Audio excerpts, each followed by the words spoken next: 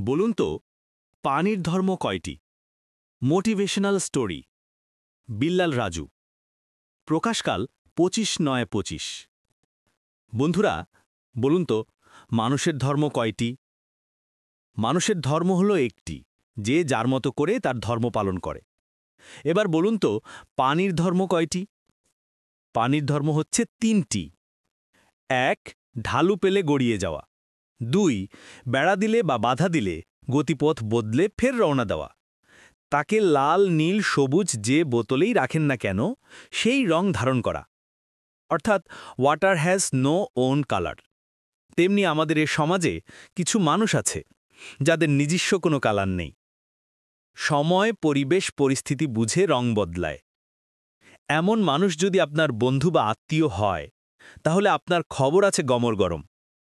আল্লাহ পাক সবাইকে শুভ বুদ্ধি দান করুন, আমিন।